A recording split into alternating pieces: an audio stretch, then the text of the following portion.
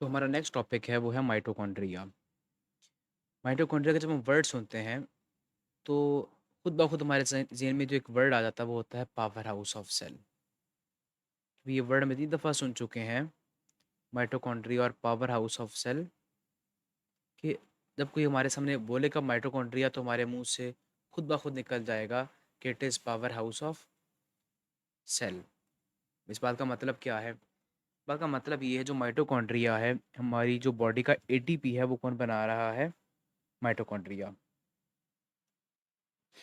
अब माइटोकॉन्ड्रिया के बारे में थोड़ा डिस्कस कर लेते हैं कि माइटोकॉन्ड्रिया है क्या, इसका स्ट्रक्चर किस तरह का होता है, इसके फंक्शंस क्या हैं, इसके पार्ट्स क्या हैं।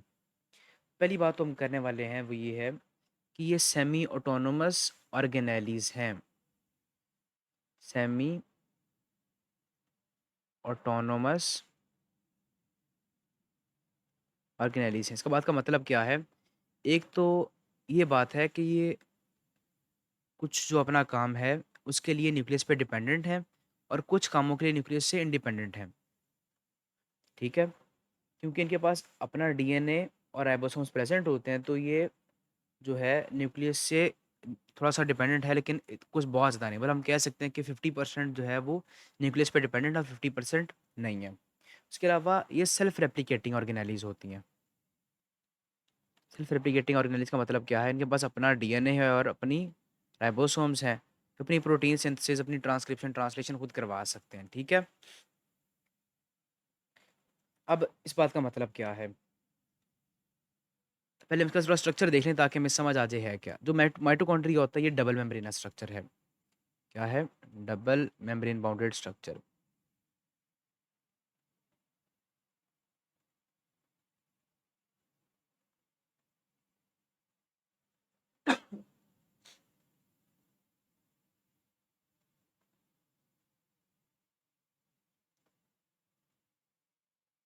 अच्छा जी, डबल मेम्ब्रेन बाउंडेड ऑर्गेनेली का मतलब क्या है? एक इसकी होती है आउटर मेम्ब्रेन, ये वाली, जो कि है स्मूथ।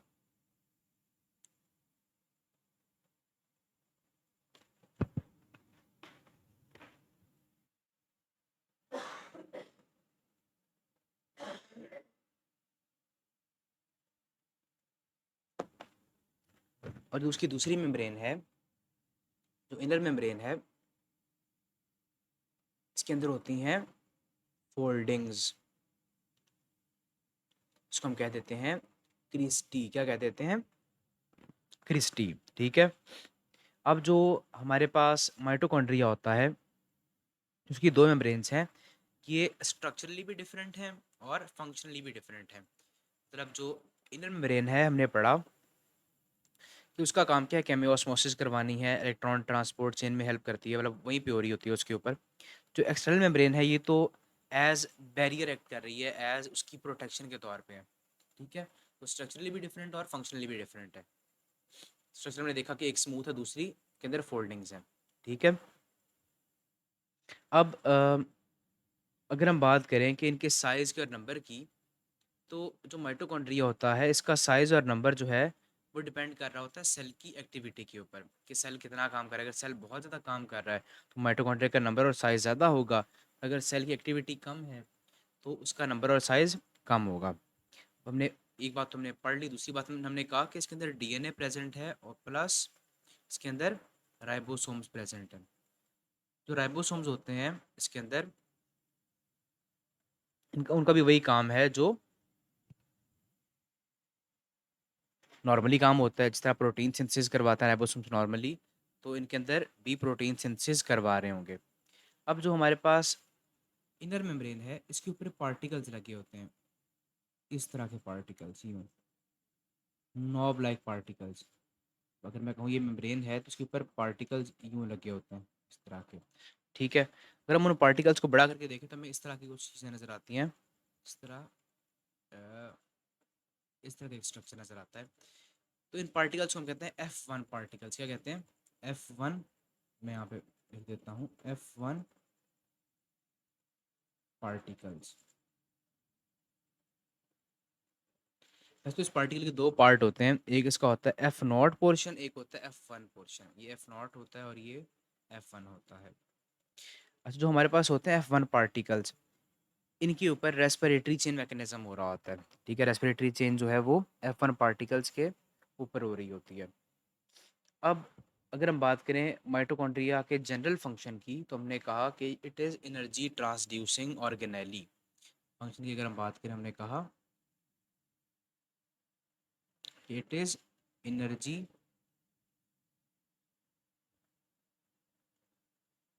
ट्रांसड्यूसिंग ऑर्गेनेली, कि ये एटीपी बनाने में हेल्प कर रही है, उसका सेल का पावर हाउस है।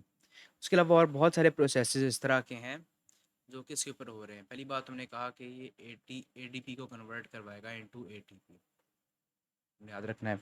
ठीक है, तो डिफरेंट प्रोसेसेस हैं वो कौन कौन से हो रहे हैं, किस किस जगह पे हो रहे हैं।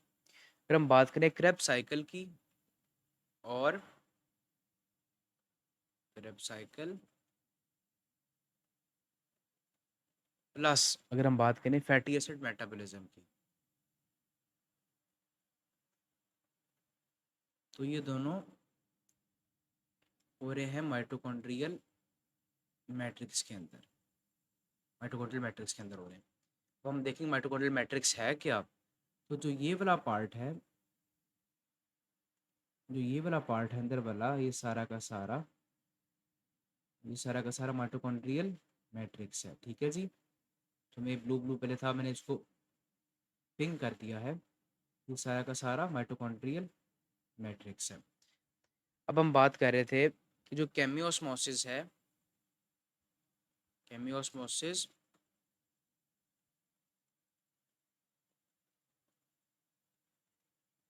ये कहाँ पे हो रहा है, ये हो रहा है क्रिस्टी पे, जो कि इनर मेम्ब्रेन है माइटोकॉन्ड्रिया की। इसके साथ साथ जो हमारे पास होता है इलेक्ट्रॉन ट्रांसपोर्ट चेन, वो भी कहाँ पे हो रहा होता है, वो भी क्रिस्टी पे ही हो रहा होता है। क्रिस्टी क्या है, क्रिस्टी है इसकी इनर मेम्ब्रेन, जो इनर मेम्ब्रेन थी इसको इसके अंदर फोल्डिंग थी, हम इसको क्या कह देते थे, क्रिस्टी।